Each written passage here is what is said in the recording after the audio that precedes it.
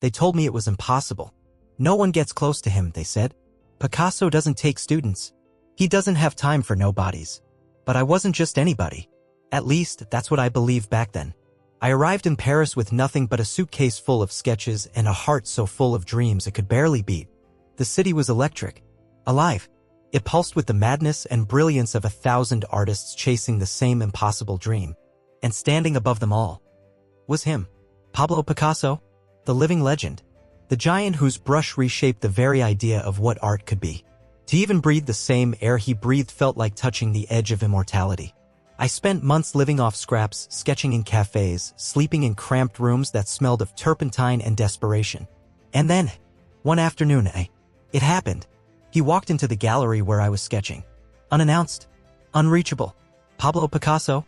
At first, I froze, paralyzed by the weight of the moment. But something inside me, some desperate fire, pushed my hand forward, offering him the only thing I had. My work. He barely glanced at it, nodded once, and said 2 words that changed my life. Come tomorrow. I didn't sleep that night. I didn't eat. I barely breathed. Tomorrow meant everything. Tomorrow meant the chance to stand before greatness and maybe, just maybe, be seen. The next day, I stood in his studio, a place soaked in color and madness and genius. He handed me a brush without a word, pointed to an empty canvas. And that was it. No speeches. No lessons. No welcome. Just a command. Show me. So I painted. I painted with every ounce of hunger in my bones, every dream stitched into my skin. I painted for him. I painted for myself. And when I was done, he said nothing. Just moved on to the next canvas. But in that silence, I found hope. I thought I had found purpose. I thought maybe I had found a place where dreams were not just born, but could survive. I didn't know it yet, but the same hand that offered me a brush, the same voice that called me forward, would one day crush everything I believed in. And when it did, I would have to decide whether my dream lived because of him, or in spite of him.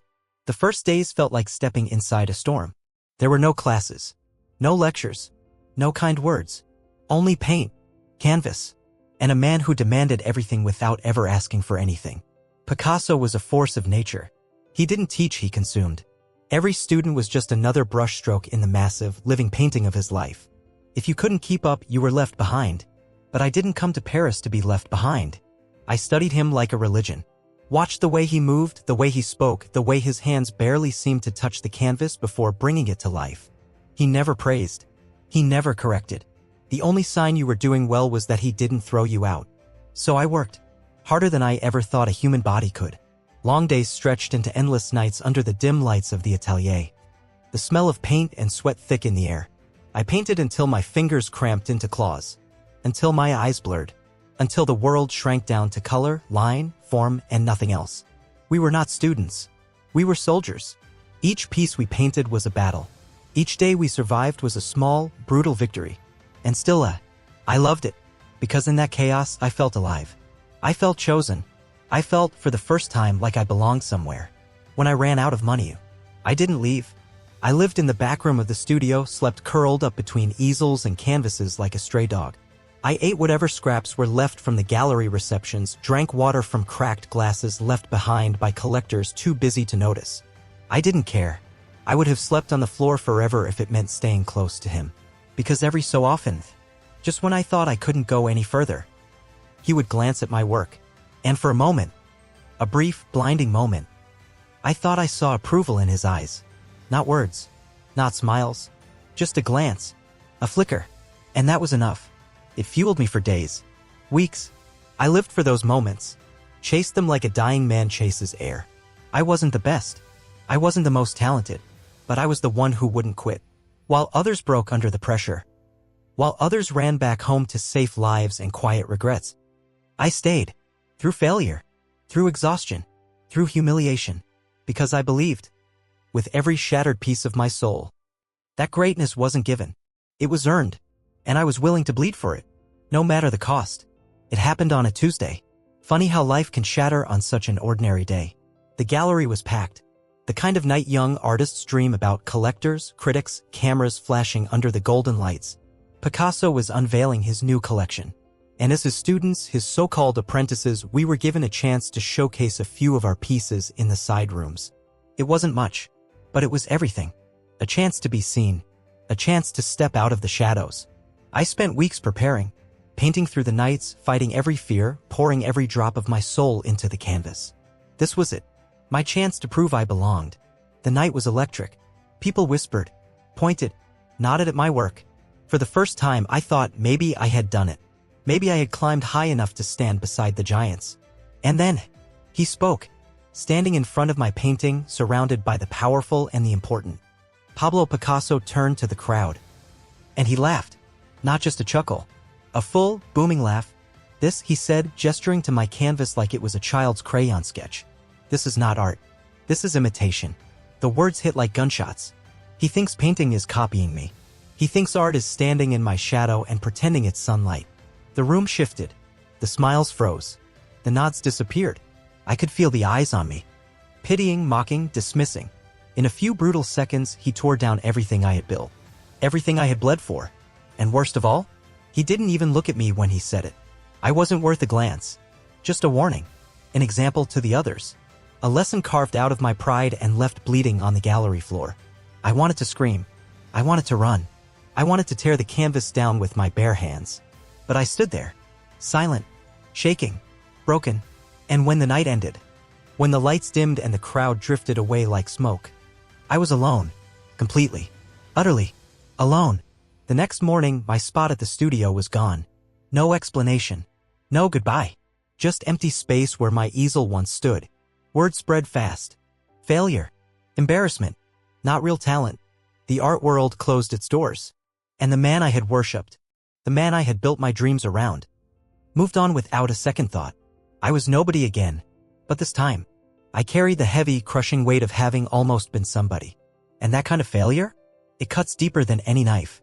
I wandered the streets of Paris, lost in the ruins of a life that had never truly been mine. The city that once felt alive now loomed over me. Cold, vast, indifferent. My paintings gathered dust in cheap apartments. My name was a joke whispered in galleries where once I had dreamed of hanging on the walls. And every night I asked myself the same question. Was he right? Was I just a shadow? Was I ever anything more? The answers didn't come easily, and the road ahead would be darker than I could have ever imagined.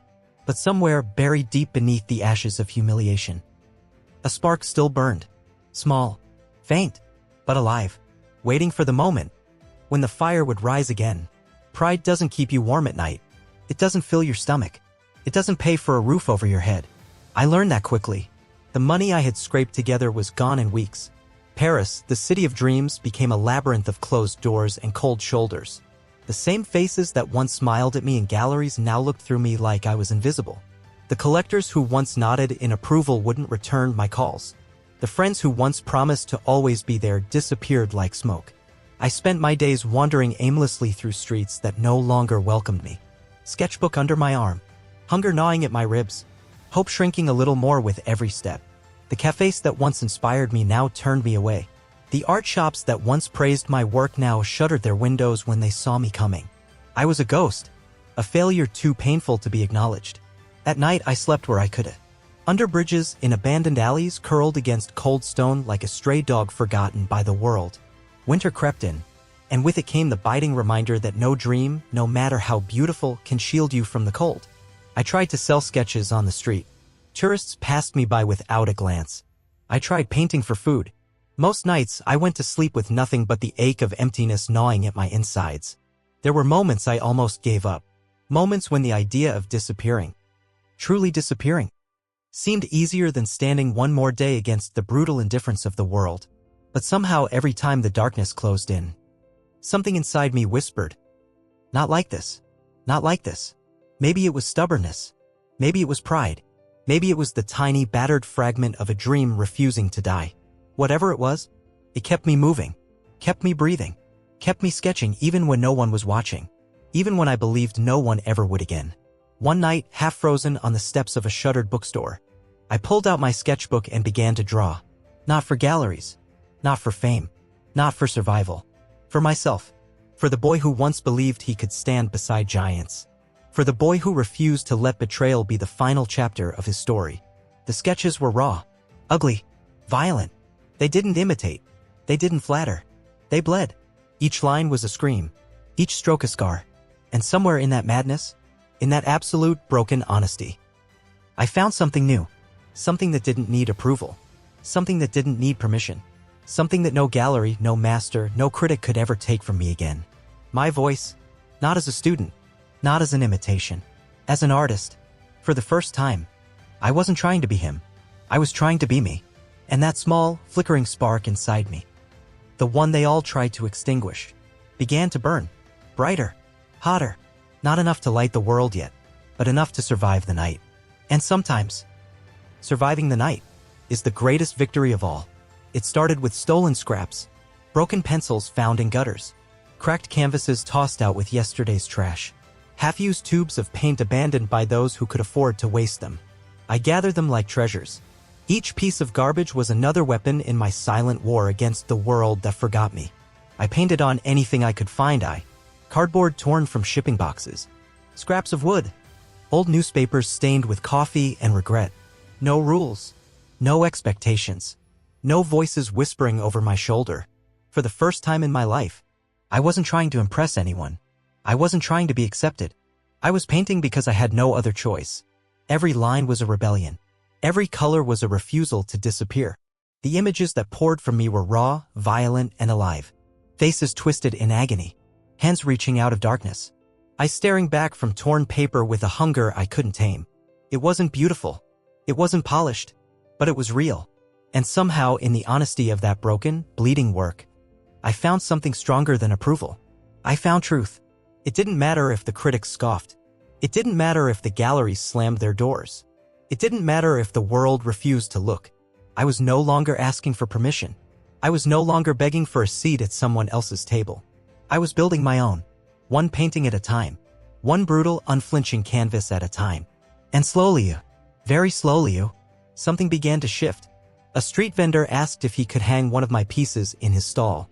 A passing tourist bought a sketch for a handful of coins. A cafe owner offered me a corner of his wall in exchange for coffee and bread. Small things, tiny victories. But after so much silence, even a whisper felt like a roar. I kept painting, kept pushing, kept digging deeper past the imitation, past the fear, into the raw marrow of who I really was. And with every piece, I grew less invisible, less broken, more dangerous. Because there's nothing more unstoppable than someone who has already survived everything you thought would destroy them. I wasn't trying to be the next Picasso anymore. I wasn't trying to be anyone's shadow. I was becoming something else. Something they couldn't predict. Something they couldn't control. My own artist. My own voice. My own storm. And deep inside, beneath the scars and the hunger and the ruin, I knew this was just the beginning. The world had buried me once. It was about to see how deep I could rise. Victory doesn't always come with fireworks. Sometimes it slips in quietly, like the first light before dawn. It happened slowly, almost invisibly. First, it was the cafe owner, the one who had given me a corner wall in exchange for coffee and stale bread. One day, a tourist, a woman from Milan, stopped in front of my painting. She stared at it for a long time, longer than anyone ever had. She asked the owner about the artist. He pointed to me, hunched in the corner, sketching on a napkin. She bought the painting. Not for much. Barely enough to pay for a meal. But she paid. She paid. For something I created. I held the crumpled wad of euros in my hand like it was a crown. Because for the first time in what felt like a lifetime, someone looked at what I made and said, "This has value." And that changed everything. The cafe owner asked for more paintings. Said customers liked the way the colors caught the morning light. A small gallery owner wandered in one afternoon. He didn't say much. Just took a card and left. 2 weeks later, he called me. Offered me a wall. Not a show. Just a wall. A few paintings tucked in the back corner of a tiny, forgotten gallery in a part of Paris most tourists never see. It wasn't glory. It wasn't fame. But it was a beginning. I worked harder than ever. Painted until my hands cramped. My back ached. My mind blurred from exhaustion. Because this time, it wasn't about chasing someone else's idea of success. It was about building something that no one could take from me. Opening night came and went. No critics. No crowds. Just a handful of people wandering through the dusty space. Drinking cheap wine. Nodding politely. But among them, a gallery scout from Berlin. He noticed my work. He asked questions. He listened. A month later, he offered me a spot in a collective exhibit in Germany. It wasn't much, barely enough to cover the train ticket, but it was a door, and I had learned something about doors. You don't wait for them to open. You kick them down. The Berlin exhibit led to another small show in Madrid, then one in Lisbon, then Vienna. Step by step, brick by brick, I built something no critic could erase, no master could belittle, no betrayal could undo. I wasn't becoming famous. Not yet, but word was spreading. Whispers about a new artist. Raw, brutal, real. Collectors started asking questions. Magazines started printing my name. Small, buried in the back pages, but there. And every time someone tried to fit me into a box, tried to compare me to someone else, I shattered it, because I wasn't trying to fit anymore. I was carving my own path, even if it tore through stone and blood and bone. And somewhere, deep inside, I could feel it. The world that once turned its back on me was starting to turn around. Slowly, I wasn't just surviving anymore. I was rising, and I was just getting started. The moment came faster than I expected. One minute I was painting alone in cold studios and forgotten alleys. The next day, my name was on the lips of people I had once dreamed of meeting. It started with a single exhibit. Berlin, a massive, chaotic art festival flooded with critics, collectors, and gallery owners. I didn't have a prime spot. No massive banners. No PR teams shouting my name. Just a small corner. Just my paintings. But they spoke louder than any billboard ever could. Raw. Violent. Uncompromising. People stopped. People stared. People listened. By the end of the weekend, I had offers. Real offers. Private collectors wanting exclusive rights to my work. Gallery owners begging for first choices before my pieces ever touched the public floor. I wasn't just the strange street artist from Paris anymore. I was a voice. A storm. And the art world, the same one that had once laughed and turned away, was now scrambling to catch up. Interviews. Articles. Invitations to galleries I once wasn't allowed to enter. Critics who had never said my name now called me the rawest talent of the decade. They wrote about the honesty, the rage, the soul burned into every canvas. They wrote as if they had discovered me, as if they had known all along. I let them. I didn't need their truth. I had my own. The first major exhibit in Paris came almost 2 years after that night Picasso humiliated me. The same city that spit me out now filled rooms with my work. Massive halls. Gold-framed canvases stretching across white walls, spotlights burning their edges into memory. Collectors flew in from London, New York, Tokyo. Auction houses whispered about my name like it was magic. Paintings that once bought me a loaf of bread now sold for 6, 7 figures. And standing in the center of it all, beneath the crystal chandeliers, above the hum of voices and the clink of champagne glasses, was me. Not a shadow, not a student, not an imitation. An artist. My own storm. My own fire. And somewhere in the crowd, I saw him. Older. Smaller than I remembered. Pablo Picasso. The man who once laughed at my dreams. The man who once carved open my soul in front of the world and left me bleeding on the floor. He stood at the edge of the room, watching. No entourage, no sycophants, just him, and the weight of everything he had thrown away. For a moment, our eyes met. He nodded once. No smile, no apology, just acknowledgement. I didn't nod back.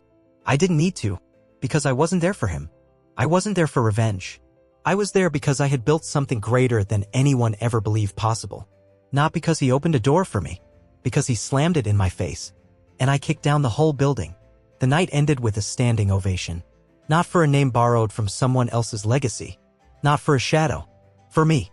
For the artist I had become. Through fire. Through ash. Through the endless, brutal beauty of never giving up. Success is not applause. It's not the price tag hanging from a canvas. It's not the flashing cameras or the clinking champagne glasses. Success is silence. It's the quiet moment after the crowd fades away. It's standing in an empty gallery, staring at your own work and knowing, I did this. No one gave it to me. No one carved the path. I fought for every inch. And I survived. The world will try to tell you who you are. It will scream it in your face, whisper it behind your back, carve it into the walls you try to climb. You're not good enough. You're not real. You'll never make it. I heard it all. From strangers. From friends. From the man I once called my greatest teacher. And for a long time, I believed them. Believed that greatness was something handed down from above. That worth was measured by the approval of others. That art, That life was about fitting into someone else's frame. But I was wrong. True greatness isn't given. It's built. In the dark. In the cold. In the hours when no one is watching and no one believes in you, not even yourself. It's built out of rejection. Out of broken dreams. Out of the refusal to let the world decide your worth. They tried to break me. They tried to bury me. But they didn't realize. I wasn't a branch to be snapped. I was a seed. And the deeper they buried me, the stronger my roots grew. Today, when I walk through those galleries, when I see my name etched into plaques and whispered in crowded rooms, I don't think about revenge. I don't think about proving them wrong.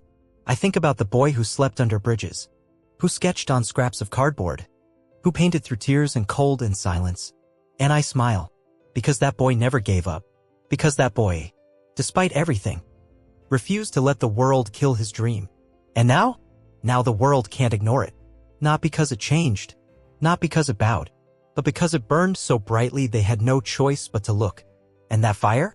It will never die.